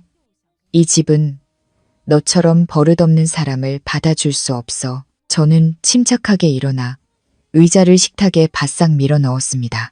그럼 두 분이 나가셔서 이 집이 그런 사람을 닮지 않게 해주세요. 저는 집이라는 단어를 마치 옷감의 입구를 단단히 꿰매는 마지막 바늘땀처럼 가볍게 강조했습니다. 몇 초간 모든 소음이 방에서 사라진 듯 했습니다. 그릇 부딪히는 소리도 커튼 스치는 소리도 없었습니다. 오직 제 심장 박동 소리와 맞은편 두 사람의 거친 숨소리뿐이었습니다. 민준 씨는 중재해줄 사람을 찾듯 주위를 둘러보았지만 이 작은 부엌에는 세 사람뿐이었고 아무도 그를 위해 나서주지 않았습니다. 그는 의자를 뒤로 빼며 물러섰습니다. 손은 여전히 이미 놓쳐버린 것을 붙잡듯 의자 등받이를 꽉 쥐고 있었습니다. 좋아. 그는 쉰 목소리로 말했지만 그 뒤에 어떤 말도 나오지 못하고 죽어버렸습니다. 저는 그 감정적인 폭발의 나머지를 듣기 위해 남아있지 않았습니다. 옆에 놓인 손수건을 집어 네모 반듯하게 접어 식탁 가장자리에 놓았습니다. 그 작은 행동은 긴 바느질을 마치는 깔끔한 매듭 같았습니다. 저는 등을 돌려 침실로 향했습니다. 복도 중간쯤에서 박 여사의 목소리가 저주처럼 뒤따라왔습니다. 못돼 먹은 년. 저는 반쯤 멈춰 섰지만 돌아보지 않았습니다. 방문이 열리자 어제 남은 옅은 라벤더 오일 향이 풍겼습니다. 저는 안으로 들어가 문을 닫았습니다. 모든 수군거림, 분노, 그리고 미처 이름 붙이지 못한 놀라움을 문 밖에 남겨두었습니다. 시계의 똑딱거리는 소리가 마치 이별의 카운트다운을 세는 듯 했습니다. 저는 방금 닫은 문에 등을 기댄 채 제 심장이 실의 바늘에 맞춰 느리게 뛰는 것을 들었습니다. 방 안에서는 옅은 노란빛의 스탠드 조명이 벽에 따뜻한 자국처럼 희미한 빛에 원을 그렸습니다. 저는 여행 가방을 방 가운데로 끌어와 뚜껑을 열었습니다. 몇 가지 개인 물품, 바늘과 실이 담긴 상자, 손님들의 치수를 적은 수첩, 그리고 결혼식 날 어머니가 수놓아 주신 손수건을 챙겼습니다. 손이 닿는 곳마다 마치 오래된 자갈밭을 스치는 듯한 기분이었습니다. 밖에서는 파도 소리가 마치 서로 조용히 말하라고 속삭이는 듯 부드럽게 들렸습니다. 하지만 집안의 폭풍은 아직 가라앉지 않았습니다. 박 여사는 거실을 서성거렸고 슬리퍼 끄는 소리가 들리다가 멈췄습니다. 그녀는 전화를 걸었고 목소리는 애써 억눌렀지만 이 사이로 새어나왔습니다. 작은아버지, 제가 드릴 말씀이 있는데요. 이 며느리가 글쎄 남편이랑 시어미를 둘 다 쫓아냈어요. 세상에 이런 일이 어디 있어요? 저쪽에서 작은아버지가 당황하며 몇 마디 묻는 듯 했습니다. 그녀는 듣는 사람이 고개를 끄덕일 만큼 이야기를 부풀렸습니다. 내가 참고 또 참았는데 저게 아주 독을 품었어요. 이 집 규율을 못 따르겠으면 나가라고 했더니 감히 내일 올라오세요. 저는 바닥에 주저앉아 무릎을 끌어안았습니다. 제 숨소리가 마치 다른 사람의 것처럼 들렸습니다. 울음이 터질 것 같았지만 눈물은 눈가에만 맺혔습니다. 저는 몇 달 전 작은 가게에서 해가 질 때까지 재봉틀을 돌리고 집에 와서 반찬 3가지를 차려 남편의 열쇠 소리를 기다리며 미소 짓던 다른 서연을 떠올렸습니다. 부서진 조각들을 애써 맞추려던 서투른 서연을. 하지만 오늘 밤은 조각이 너무 많았습니다. 문틈으로 담배 냄새가 희미하게 들어왔습니다. 민준 씨는 현관 밖에서 서성이고 있었습니다. 라이터 켜는 소리가 건조하게 들렸습니다. 그는 좀처럼 담배를 피우지 않았습니다. 정말 답답할 때만 저는 그가 가게에 일찍 와서 제가 샘플 옷 거는 것을 도와주고 손님들이 아내 솜씨가 좋다고 칭찬하면 순하게 웃던 처음의 날들을 떠올렸습니다. 그의 가벼운 기침 소리가 들렸습니다. 마치 말하기 어려운 먼지가 목에 걸린 것처럼. 아마 그도 제가 어머니의 핀잔을 들은 옷들을 조용히 다시 개던 날들을 기억할 겁니다. 어머니의 쏘아붙이는 말을 웃음으로 넘기던 날들을, 너무 짜서 먹기 힘들었던 밥상에서도 내라고 대답하던 날들을. 하지만 좋은 기억도 숨은 박음질과 같아서 방금 뜯겨나간 실담을 구해주지는 못했습니다. 방문이 살짝 노크되었습니다. 저는 대답하지 않았습니다. 두 번째 노크는 더 가벼웠습니다. 서연아, 들어가서 얘기 좀 하자. 민준 씨의 목소리는 갈라져 있었습니다. 저는 숨을 참고 손잡이를 꽉 쥐었습니다. 네가 화난 건 알지만 엄마 앞에서 그렇게 말하면 엄마가 충격받으시잖아. 저는 문에 이마를 기댔습니다. 나무가 식은 칼날처럼 차가웠습니다. 당신은 내가 몇 번이나 충격받았는지 물어본 적 있어요? 저는 제 자신에게만 들릴 정도로 작게 속삭였습니다. 밖에서 민준 씨는 잠시 서 있다가 다시 노크했습니다. 문 좀 열어줘. 조용히 얘기하자. 저는 열지 않았습니다. 이기고 지는 문제가 아니었습니다. 단지 지금 문을 열면 사과의 말들이 제자리에 닿기도 전에 부서져 내릴 것을 알았기 때문입니다. 그의 발소리가 현관 쪽으로 멀어졌습니다. 제 시선은 어머니가 수놓아 주신 야자수꽃 손수건에 닿았습니다. 어머니는 늘 말씀하셨습니다. 실이 튼튼하려면 너무 세게 당기지 마라. 그 말이 지금은 마치 후회처럼 들렸습니다. 거실 시계는 똑딱 똑딱. 박 여사는 전화를 끊었지만 가끔 온 동네가 들으라는 듯 큰 한숨을 내쉬었습니다. 저는 짐을 다 싸고 벽에 기댔습니다. 침대 머리맡에 그림자가 기울어져 옷장 가장자리에 닿았습니다. 그 옷장은 언젠가 아이 옷을 넣어두리라 꿈꿨던 곳이었습니다. 꿈은 그곳에 걸려 거의 다 타버린 등잔불처럼 희미하게 깜빡였습니다. 바다에서 부는 바람의 방향이 바뀌고 소금 냄새가 더 짙어졌습니다. 제가 일어나 불을 끄려는데 마당에서 작은 소리가 들렸습니다. 그리고 아주 조심스럽게 똑똑, 마치 지친 집을 깨울까 두려워하는 듯한 노크 소리였습니다. 제가 나가보기도 전에 익숙한 여자의 목소리가 났지만 분명하게 들렸습니다. 서연아, 언니야, 영미, 문 좀 열어줘. 그날 아침, 햇살은 평소보다 더 따가웠습니다. 햇살이 창문으로 곧장 들어와 마치 바닥 타일 위에 놓인 칼날처럼 날카로운 빛의 줄무늬를 만들었습니다. 저는 여행 가방을 가까이 끌어당겼습니다. 지퍼를 잠그는 찰칵 소리는 간결했지만 마음은 어지러웠습니다. 밤새 잠을 설쳤지만 모든 것을 깔끔하게 정리했습니다. 바늘과 실상자, 고객 수첩, 다림질하다만 옷 몇 벌. 하지만 옷장 서랍에 넣어두었던 꿈은 도저히 가방에 담을 수 없었습니다. 방문을 열자 마치 바람도 어젯밤 일을 아는 듯 소금기 짙은 바다 냄새가 풍겼습니다. 박 여사는 식탁에 앉아 있었습니다. 찻잔이 살짝 빗돌게 놓여 있었습니다. 그녀는 저를 보지 않고 그저 손에 낀 은반지를 만지작거렸습니다. 민준 씨는 현관문 옆에 서서 나무 틀을 붙잡고 있었습니다. 눈 밑은 웻했습니다. 저는 여행 가방을 끌었습니다. 바퀴가 타일 바닥을 구르며 사락사락 소리를 냈습니다. 바퀴가 구를 때마다 마치 살갗을 긁는 것 같았습니다. 어디가? 민준 씨가 잠 못 잔 목소리로 물었습니다. 잠시 떠나 있으려고요. 저는 별거라고도 신세진다고도 말하지 않았습니다. 아픔을 덜기 위해 모호한 단어를 골랐습니다. 그는 문을 막아섰지만 잠시 후 이미 얇아진 어딘가를 긁을까 두려운 듯 옆으로 비켜섰습니다. 그의 입술이 달싹였습니다. 붙잡으려던 한마디가 나타났다가 빗물에 닿은 담배꽁초처럼 꺼졌습니다. 저는 한때 익숙했던 그의 얼굴이 문득 낯설게 느껴졌습니다. 못생겨져서가 아니라 침묵의 편에 서 있었기 때문입니다. 영미 씨가 자전거를 타고 와 문 앞에서 급히 멈추며 숨을 헐떡였습니다. 가자. 내가 김 사장님 카페로 데려다 줄게. 거기서 일단 진정해. 그녀는 몸을 기울여 제 가방 손잡이를 받았습니다.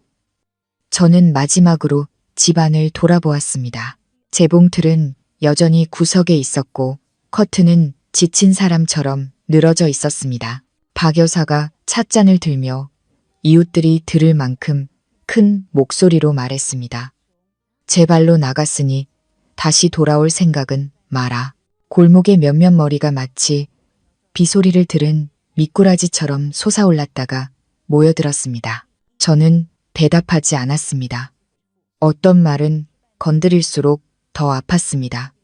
문지방을 넘어서자 제 자신의 한숨 소리가 들렸습니다. 햇살이 얼굴에 쏟아져 뜨거웠습니다. 시내로 나가는 길은 짧았지만 오늘따라 구불구불한 언덕길처럼 길었습니다. 여행 가방 바퀴가 파인 곳에 걸려 흔들리다가 다시 제자리를 찾았습니다. 영미 씨는 옆에서 아무 말 없이 물 한 병을 건네주었습니다. 목마를 테니 마셔. 김 사장님의 카페는 시장 모퉁이에 있었습니다. 낡은 양철 지붕에 나무 간판에는 강릉 커피 원두 판매라고 쓰여 있었습니다. 안으로 들어서자 갓 볶은 원두 향이 저를 감쌌습니다. 따뜻하고 코끝이 살짝 쌉쌀한 것이 마치 인생을 상기시키는 듯 했습니다.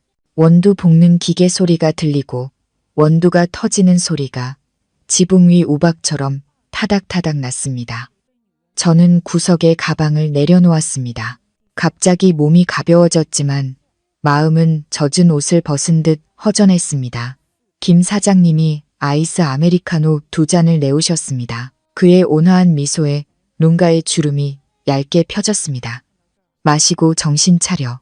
그는 의자를 하나 더 끌어와 저를 잠시 바라보았습니다. 대충 얘기는 들었어. 괜찮아. 며칠 여기서 지내. 안쪽 방에 침대랑 아직 햇볕 냄새 나는 이불도 있어.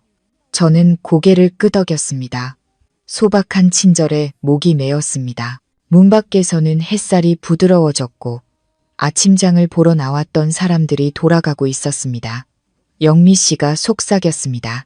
사람들 말에 신경 쓰지 마. 괜찮아지면 그때 생각해. 나 바로 옆에 있으니 무슨 일 있으면 불러. 저는 그녀의 손을 잡았습니다. 손톱에 쌀가루가 조금 묻어 있었습니다. 아마 아침에 떡을 빚었나 봅니다. 커피향, 깻잎향, 그리고 평범한 삶의 땀 냄새가 뒤섞여 저를 안정시키면서도 불안하게 했습니다. 저는 고객 수첩을 펴고 줄이 그어진 이름이 적힌 페이지들을 넘겼습니다. 문득 펜을 들어 시작이라는 2글자를 썼다가 멈칫했습니다. 무엇을 시작하지? 어디서부터? 저는 길 건너편에서 햇볕 아래 자신의 그림자와 놀고 있는 아이들을 보았습니다. 갑자기 벽돌 틈에서 돋아난 새싹처럼 작은 생각이 떠올랐습니다. 어쩌면 첫 바늘단부터 다시 시작하는 거야. 옷 한 벌, 손님의 미소 한 번. 그리고 아무도 내 어깨에 옳고 그름을 올려놓지 않는 아침. 점심 무렵 카페는 한산해졌습니다. 김 사장님이 맞은편에 앉았습니다. 눈은 피어오르는 커피 김 너머를 보고 있었습니다. 그는 마치 제가 놀라지 않도록 말을 늘리듯 천천히 말했습니다. 서연 씨, 처음부터 다시 시작해볼 생각 없어요? 단순한 질문이 나무 테이블 위로 떨어졌습니다. 튀어오르지 않고 필터를 통과하는 커피 방울처럼 스며들었습니다. 규칙적이고 견고하고 정신을 차리기에 충분했습니다. 저는 고개를 들었습니다. 가슴 속 빈 공간에 무언가 따뜻한 것이 채워지는 것을 느꼈습니다. 자유이면서도 막막함이었지만 적어도 그것은 온전히 제 것이었습니다. 작은 동네에서 나쁜 소문은 바닷바람보다 빨리 퍼졌습니다. 아침에 김 사장님께 드릴 컵쟁반을 들고 나오자마자 단골 손님 몇몇이 머리를 맞대고 수근거리는 소리를 들었습니다. 무슨 며느리가 시어머니를 쫓아내냐.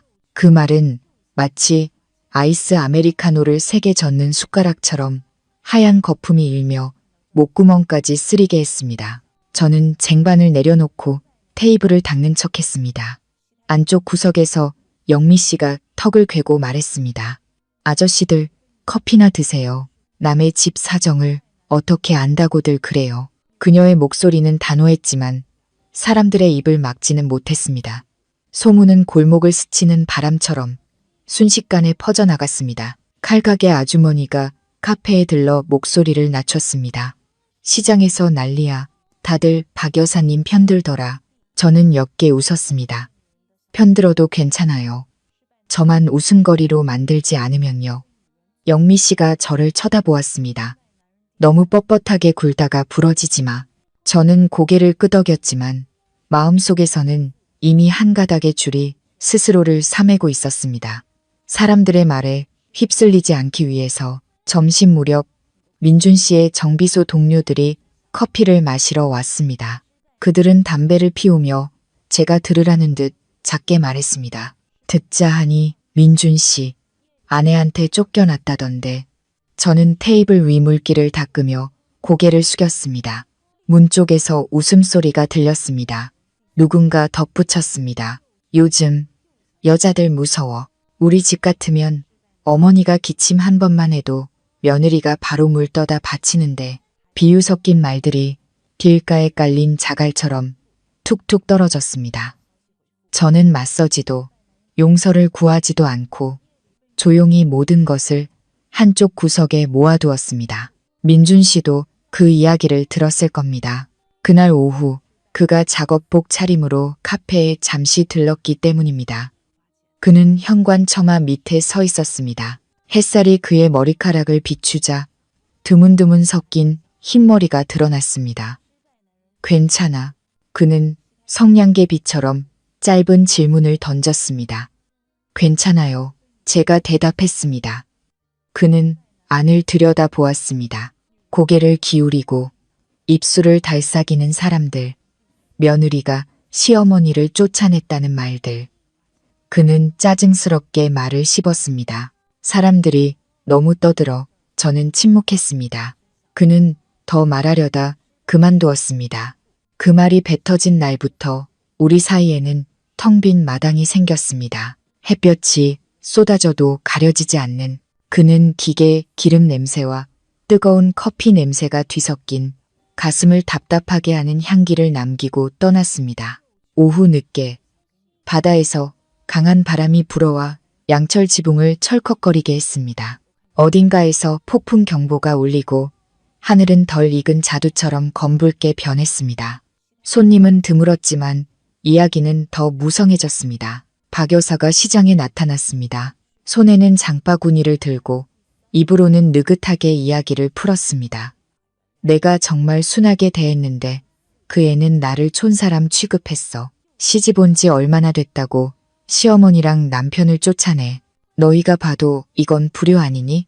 안면이 있는 아주머니 한 분이 장작을 더 넣듯 맞장구를 쳤습니다. 요즘 시내 며느리들이 다 그렇지 뭐. 한마디 하면 10마디로 대꾸하잖아. 시어머니가 억울한 피해자라는 버전의 이야기는 마치 이동식 스피커처럼 가는 곳마다 고개를 끄덕이는 사람들을 끌고 다녔습니다. 영미 씨가 제 팔을 끌며 속삭였습니다. 신경 쓰지 마. 나무는 고다도 바로 서지 못할 때가 있는 법이야. 지금 맞서면 사람들 입에 더 오르내릴 뿐이야. 저는 고개를 끄덕였습니다. 하지만 저녁 무렵 옷감을 빌리러 옛집 골목을 지날 때 여전히 몇몇 얼굴이 나타났다가 황급히 사라지는 것을 보았습니다. 한 이웃 아주머니가 살갑게 말을 걸었습니다. 서연아, 요즘 편해 보여. 그 질문은 마치 폭풍우 치던 밥상이 한 번도 없었던 것처럼 낯설게 들렸습니다. 저는 웃으며 지나쳤습니다. 바람은 여전히 뜨거운데 등은 서늘했습니다. 카페는 한산했습니다. 저는 계산대 뒤에 앉아 요즘 들어온 새로운 주문들을 고객 수첩에 적었습니다. 상의 수선, 바지 지퍼 교체, 허리 줄임, 작은 일들이었지만 모두 제 것이었습니다. 제가 옷깃을 자르려 허리를 숙이고 있을 때 누군가 문 앞에 섰습니다. 그림자가 타일 바닥 위로 길게 드리워졌습니다. 손님은 야구 모자를 쓰고 긴 소매 셔츠를 입고 있었습니다. 빗물처럼 옅은 향수 냄새가 났습니다. 그는 따뜻한 커피 한 잔을 시키고 잠시 조용히 앉아 마치 먼 배를 기다리듯 바다를 바라보았습니다. 일어설 때 그는 딱 맞는 잔동과 함께 제 바로 앞에 하얀 명함 한 장을 두고 갔습니다. 간결한 몇 글자만 적혀 있었습니다. 필요할 때 연락 주세요. 전화번호는 검은색으로 인쇄되어 있었고 종이 귀퉁이에는 시내의 큰 옷감, 회사의 로고가 양각으로 새겨져 있었습니다. 저는 종이 가장자리를 만졌습니다. 차가운 감촉이 손가락 끝을 스쳤습니다. 밖에서는 바닷바람이 거세게 불며 진한 소금 냄새를 실어왔습니다. 마치 무언가를 상기시키는 것처럼 바다가 거칠어지고 있으니 곧 또 다른 변화가 있을 것이다. 저는 길을 내다보았습니다. 보리수 잎이 보도 위에서 뒹굴고 시장의 천막들이 펄럭였습니다. 테이블 위 명함은 작게 놓여 있었습니다. 마치 구명 튜브처럼 구해줄지 가라앉힐지 알 수 없는 저는 그것을 수첩 페이지 사이에 끼워 넣었습니다. 바로 제가 시작이라고 쓴 곳에 마음속에서 아주 작은 띵 소리가 울렸습니다. 마치 어딘가에서 물때가 바뀌고 있다는 신호처럼 인생은 때로 우리가 낡은 문 하나를 닫았을 때 다른 문을 열어줍니다. 저는 붉은 수첩 사이에 끼워진 하얀 명함을 보며 그렇게 생각했습니다. 검은색으로 깔끔하게 인쇄된 글자, 옷감, 회사 이름이 양각으로 새겨진 종이 귀퉁이, 밤새 잠을 설쳤습니다. 옛집이 그리워서가 아니라 필요할 때 연락 주세요. 라는 말이 파도처럼 계속 머릿속을 맴돌았기 때문입니다. 오후 햇살이 김 사장님 카페 유리창을 뚫고 들어와 나무 테이블 위에 꿀처럼 노란 빛의 줄무늬를 만들었습니다. 갓 볶은 원두 향이 진동했고 뒤편에서는 원두가 타닥타닥 터지는 소리까지 들렸습니다. 제가 셔츠 옷깃을 자르고 있을 때 어제의 그 손님이 들어왔습니다. 야구 모자를 벗자 단정하게 묶은 머리가 드러났습니다. 그녀는 미소 지었습니다. 저는 최 실장이에요. 시내 큰 한복 브랜드에서 디자인을 총괄하고 있어요. 어제 우연히 들렀다가 사람들이 서연 씨 바느질 솜씨가 좋다고 해서 만나보고 싶었어요. 저는 앞치마에 손을 닦았습니다. 아, 저는 그냥 작은 수선만 하는데요. 그녀는 의자를 끌어당겨 물빛처럼 부드러운 빛을 내는 비단 한 묶음을 테이블 위에 올려놓았습니다. 이 바늘땀 좀 봐요. 그녀는 제가 고르고 촘촘하게 받고 있던 옷감을 당기지 않은 박음질을 가리켰습니다. 이게 바로 제가 찾던 거예요. 그녀는 과장 없이 차분하게 말했습니다. 저희 브랜드에서 수제 한복 라인을 새로 론칭하고 있어요. 서연 씨와 먼저 한 달간 협업해보고 싶어요. 여기서 작업하셔도 돼요. 매주 제가 샘플을 보내드리면 패턴에 맞춰 제작해주시면 돼요. 보수는 확실하게 드릴게요. 저는 망설였습니다. 머릿속에는 2층 집의 모습이 떠올랐습니다. 그릇에 부딪히는 젓가락 소리, 우리 엄마가 전부야라는 말, 제가 쏘아붙였던 두 분이 나가주세요라는 대답. 가족 문제는 아직 끝나지 않았고 소문은 여전히 맴도는데 과연 제가 큰일을 맡을 만큼 평정심을 유지할 수 있을까? 최 실장님이 작게 말했습니다. 사적인 건 묻지 않아요. 저는 기술만 봐요. 자기 길은 때로는 다른 사람들 입 밖으로 스스로 걸어 나와야 해요.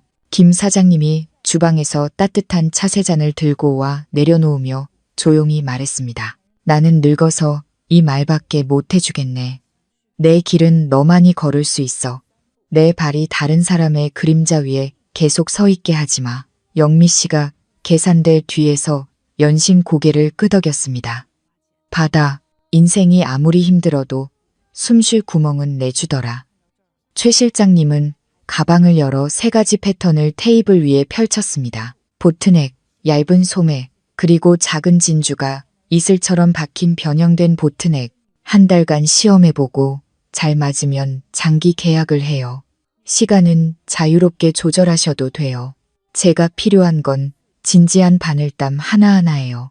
저는 허리를 숙여 패턴 종이 가장자리에 손가락을 대었습니다. 심장이 익숙하면서도 낯선 문턱에 부딪힌 듯 살짝 울렸습니다. 저는 고개를 들었습니다. 한번 해볼게요. 말이 입술을 떠났습니다. 마치 옷감 가장자리에 첫 바늘땀을 놓듯 가볍게 최 실장님은 웃으며 주머니에서 색상표를 꺼내 몇 가지 비단 톤을 표시했습니다. 다음 주에 옷감을 보낼게요. 치수에 맞춰 제작해 주시고 궁금한 점은 명함에 있는 번호로 연락 주세요. 그녀는 일어나 제게 악수를 청했습니다. 손은 따뜻하고 단호했습니다. 그녀가 떠나자 오후 햇살은 더 기울어져 유리창을 통해 마치 이제 막 열린 수평서처럼 긴 빛의 띠를 만들었습니다. 저는 작업 공간을 정리했습니다. 재봉틀을 다시 놓고 테이블을 닫고 바늘 상자를 정리했습니다. 마음속에서는 자유와 약간의 막막함이 뒤섞여 갓 볶은 커피처럼 씁쓸했다가 따뜻해지고 마지막에는 옅은 단맛이 남는 느낌이었습니다. 어머니의 말씀이 떠올랐습니다. 실이 튼튼하려면 너무 세게 당기지 마라. 그래, 하지만 습기 속에서 썩게 내버려둬서도 안 된다. 저녁 무렵 제가 첫 주문의 치수를 재고 있을 때 한 사람의 그림자가 유리문 밖에 섰습니다. 고개를 들자 민준 씨였습니다. 그는 들어오지 않고 그저 주머니에 손을 넣은 채 제 재봉틀을 바라보고 있었습니다. 몇 초간 저는 그가 문을 밀고 들어와 작게 서연아 하고 부를 거라고 생각했습니다. 하지만 그는 손을 거두고 등을 돌려 바람을 따라 빠르게 걸어갔습니다. 마지막 햇살이 그의 어깨에 잠시 머물렀다가 사라졌습니다. 저는 그를 따라갔지만 마음은 며칠 전처럼 아프지 않았습니다. 단지 닫힌 문 하나가 있을 때 막 열리려는 다른 문의 손잡이를 꽉 잡아야 한다는 것을 분명히 느꼈습니다. 어떤 사과는 오직 눈빛 속에만 담겨 있었습니다. 그날 오후 햇살은 더 이상 따갑지 않았고 골목 입구에서는 시원한 바닷바람 냄새가 났습니다. 문 앞에서 몇몇 이웃 아주머니들이 며칠 전과는 다른 톤으로 속삭였습니다. 저 서연이 생각보다 대단하네. 듣자 하니 큰 가게에서 한복 만들어 달라고 제안받았다던데. 김 사장님 카페에서 아침부터 저녁까지 일만 하던데 놀러 다니는 것 같지는 않더라. 소문은 바람의 방향이 바뀌자 물길처럼 방향을 틀었습니다. 집에서 민준 씨는 말이 줄었습니다. 현관 밖 플라스틱 의자는 그가 가장 오래 앉아있는 곳이 되었습니다. 그는 사람들이 오가는 골목을 시계추처럼 바라보았습니다. 퇴근 후 그는 옷을 갈아입고 세수를 한 뒤 멍하니 앉아 있었습니다. 담배에 불을 붙였다가 중간에 껐습니다. 며칠 동안 그는 차를 몰고 시내 입구까지 가서 김 사장님 카페 유리창 너머를 보다가 돌아왔습니다. 박 여사는 알면서도 묻지 않았습니다. 두 모자는 서로를 맴돌았습니다. 마치 한마당에 서 있지만 서로에게 그늘이 되어주지 못하는 두 그루의 나무처럼. 어느 날 저녁 작은아버지와 작은어머니가 찾아왔습니다. 작은어머니는 여전히 말이 많았지만 입을 열자마자 작은아버지가 눈짓으로 제지했습니다. 작은아버지는 차를 따르고 찻주전자를 바로 놓으며 느리게 말했습니다. 형수님, 제가 솔직히 말씀드릴게요. 평생 참고 살 수 있는 사람은 없어요. 남의 집 딸도 자존심이 있는 법인데 우리가 계속 심한 말을 하면 언젠가 떠나버리고 후회하게 될 겁니다. 박 여사가 찻잔을 내려놓고 입술을 깨물었습니다. 내가 내 아들을 고생해서 키웠어. 이 집에 며느리로 들어왔으면 위아래는 알아야지. 작은아버지가 고개를 끄덕였습니다. 위아래야 누가 뭐랍니까? 하지만 위아래가 있어도 숨 쉴 구멍은 줘야지요. 며느리도 사람인데. 그 말은 찻상 위에서 마치 천천히 사라지는 연기처럼 오랫동안 머물렀습니다. 밤이 되자 바람이 커튼을 흔들었습니다. 멀리서 절의 종소리가 은은하게 울려 퍼져 기와 지붕을 넘어 석회벽에 스며들었다가 듣는 이의 가슴속 어딘가에서 사라졌습니다. 박 여사는 부엌에 앉아 있었습니다. 노란 불빛이 그녀의 얼굴에 작은 주름들을 비췄습니다. 그녀는 찬장을 열어 아직 섬유유연제 향이 남아있는 서연의 크림색 스웨터를 꺼냈습니다. 코에 가져다 대고 잠시 멈췄다가 테이블 위에 내려놓았습니다. 그녀의 동작은 마치 멀리 떠나는 작은 아이의 옷을 접어주듯 느리고 조심스러웠습니다. 그녀는 테이블 위에서 스웨터를 펴고 소매를 다리고 밑단을 반듯하게 맞췄습니다. 서연의 바구니에 있던 바늘은 아직 샘플 옷감에 꽂혀 있었습니다. 그녀는 문득 망설이다가 누가 만질까 두려운 듯 바늘을 꺼내 상자에 넣었습니다. 서연이 남기고 간 물건은 많지 않았습니다. 야자수꽃이 수놓아진 손수건, 여러 색깔의 실타래 몇 개, 둥근 글씨체로 치수가 적힌 수첩 하나.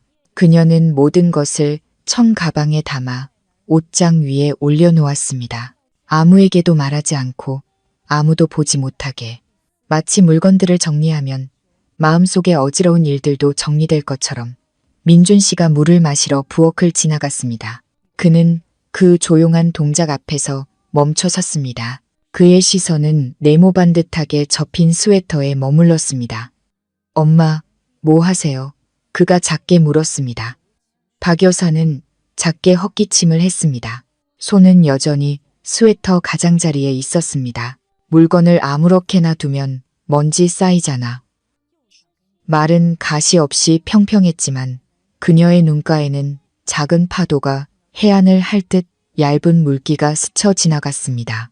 시장에서 사람들이 그러더라. 서연이 성실하다고. 민준 씨가 컵을 내려놓았습니다. 유리가 나무에 닿는 소리가 아주 작게 났습니다.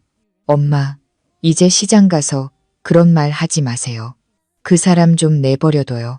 그녀는 대답하지 않았습니다. 스웨터를 한 번 더 접어 자신이 좋아하는 깔끔한 각도로 맞췄습니다. 모든 동작은 익숙했지만 숨소리만은 고르지 않았습니다. 그날 밤 민준 씨는 현관으로 다시 나갔습니다. 바닷바람이 짭짤했습니다. 그는 언젠가 서연이 옆에 앉아 숨은 바늘땀과 옷감 가장자리를 반듯하게 박는 법에 대해 이야기하던 저녁을 떠올렸습니다. 그는 또한 폭풍우 치던 밥상에서 자신의 입에서 칼처럼 날카로운 말이 튀어나왔던 것을 기억했습니다. 그 말은 이제 둥근 돌멩이처럼 목에 걸려 삼킬 수도 뱉을 수도 없었습니다. 그는 고개를 들어 누군가 돌아올 길을 알려주듯 다시 한번 울리는 절의 종소리를 들었습니다. 부엌에서 박 여사는 불을 끄고 작은 천 가방을 들고 거실로 나왔습니다. 그녀는 남편의 사진 앞에서 멈춰 서서 향을 피웠습니다. 얇은 연기가 피어오르고 은은한 향이 눈을 시큰하게 했습니다. 여보, 내가 늙어서 성질이 고약해져서 말이 심했나 봐요. 그냥 그런가 보다 해요. 그녀는 말하는 듯 말하지 않는 듯 입술만 달싹였습니다. 향은 고르게 타들어가며 얇은 고리를 만들었습니다. 다음 날 아침 국수 장수의 외침과 아이들이 학교 가자고 부르는 소리가 들렸습니다. 동네의 소라는 잦아들었고 수군거리던 얼굴들은 이제 고개만 끄덕이며 인사했습니다. 테이블 위 천가방은 여전히 옷장 꼭대기에 놓여 있었습니다. 민준 씨가 다가가 가방 손잡이에 손을 댔다가 마치 깨지기 쉬운 것을 떨어뜨릴까 두려운 듯 손을 거두었습니다. 그는 의자에 앉아 어머니를 보았습니다. 서론 없이 질문이 튀어나왔습니다. 엄마, 그 사람 보고 싶어요. 박 여사는 아들을 똑바로 쳐다보았습니다. 눈은 한층 더 깊어졌습니다. 그녀는 입을 열었지만 아주 작은 숨만 내쉬었습니다. 대답은 없었습니다. 단지 폭풍 전의 바다처럼 두꺼운 침묵만이 흘렀습니다. 멀리서 절의 종소리가 다시 울렸고 그 침묵 속에서 마치 타버린 향의 재가 떨어지듯 믿는 사람에게만 보이는 희미한 사과가 스쳐 지나간 것 같았습니다. 한때 등을 돌렸던 사람들이 이제 다시 찾아왔습니다. 저는 인쇄된 모래사장 배경의 막 뒤에 서서 커튼이 걷히기를 기다리며 스스로에게 침착하라고 되뇌었습니다. 해변 한복 축제는 활기찼습니다. 하얀 텐트들이 줄지어 서 있고 깃발들이 나부꼈습니다. 소금 냄새와 새 비단 냄새가 섞인 향기는 바닷가에서만 맡을 수 있는 독특한 것이었습니다. 작은 무대 위에서 최 실장님이 수제 한복 라인을 소개했습니다. 한 땀 한 땀이 하나의 숨결입니다. 저는 깊은 숨을 들이쉬었습니다. 조명에 제 손에 들린 비단이 햇살 비친 수면처럼 반짝였습니다. 제 컬렉션은 화려하지 않았습니다. 살짝 파인 보트넥, 부드러운 소매, 그리고 물빛으로 물들인 긴 치맛자락. 저는 무대로 나아가 고개 숙여 인사했습니다. 마이크를 통해 들리는 목소리는 살짝 떨렸지만 또렷했습니다. 저는 서연입니다. 작은 카페 한 구석에서 일하고 있어요. 수선이나 맞춤이 필요하시면 찾아주세요. 박수 소리는 크지 않았지만 진심이 담겨 있었습니다. 몇몇 아주머니들이 다가와 치맛자락을 만지며 박음질이 부드럽고 밑단이 울지 않는다고 칭찬했습니다. 머리가 하얀 할머니 한 분이 제 손을 잡고 작게 말했습니다. 고생했으니 하늘이 도울 거야. 그 말은 제 마음에 짠물을 중화시키는 물방울처럼 내려앉았습니다. 인파 저편에서 저는 민준 씨를 언뜻 보았습니다. 그는 평범한 셔츠 차림으로 주머니에 손을 넣은 채 눈도 깜빡이지 않고 저를 보고 있었습니다. 그의 옆에는 박 여사가 있었습니다. 그녀는 낡은 빛깔의 한복을 입고 머리를 단정하게 묶고 굽이 다른 낮은 신발을 신고 있었습니다. 두 사람은 손님들 사이에 섞여 눈에 띄지도 숨지도 않았습니다. 저는 그들을 보고는 고개를 돌렸습니다. 가슴이 한번 쿵 내려앉았지만 손은 여전히 줄자의 균형을 잡고 있었습니다. 해가 기울자 부스에 손님들이 더 많이 찾아왔습니다.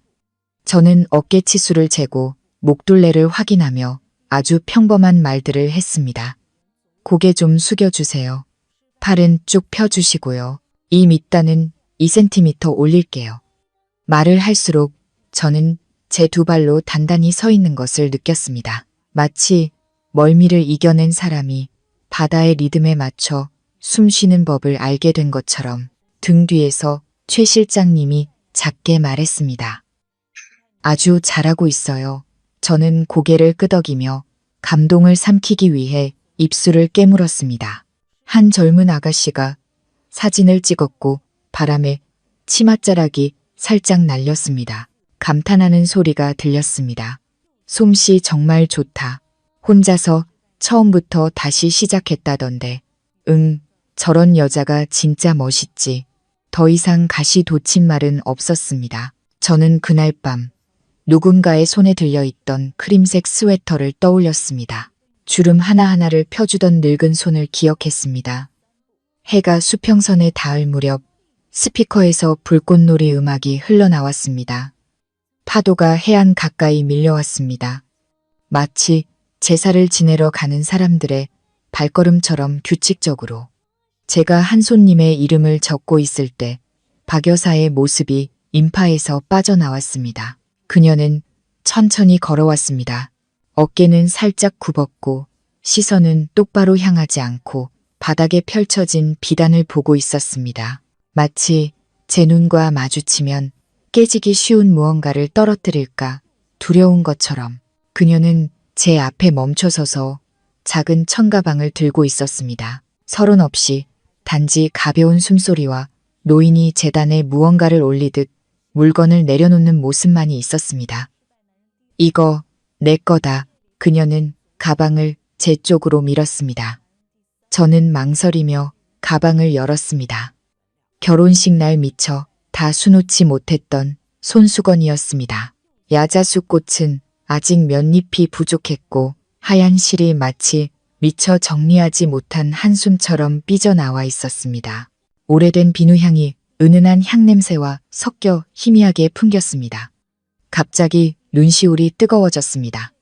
박 여사는 미안하다고도 집에 돌아오라고도 말하지 않았습니다. 그녀는 그저 서 있었습니다. 손은 미세하게 떨렸고 주름진 손가락 끝으로 가방 가장자리를 붙잡고 있었습니다. 그녀의 눈에는 흐린 물빛이 고여 있었습니다. 절반은 자존심, 절반은 무언가 부드러워진 감정이었습니다. 저는 민준 씨가 한 걸음 다가왔다가 마치 잔잔해지려는 호수 수면을 흔들까 두려운 듯 멈추는 것을 느꼈습니다. 저는 손수건을 들었습니다. 남은 실이 피부에 닿는 감촉이 바늘에 찔린 것처럼 정신을 번쩍 들게 했습니다. 저는 그녀를 올려다 보았습니다. 축제의 조명이 그녀의 얼굴을 비췄습니다. 노란 빛의 얼룩, 눈가에 겹겹이 쌓인 주름은 마치 지나간 거친 바다의 계절들 같았습니다.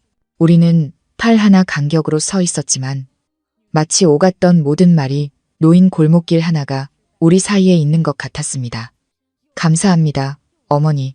저도 모르게 말이 튀어나왔습니다. 두 글자는 아주 작게 나왔습니다. 용서가 아니었습니다. 단지 옛 호칭이 돌아와 입술 위에 얹었을 때 아직 맞는지 시험해보는 것이었습니다.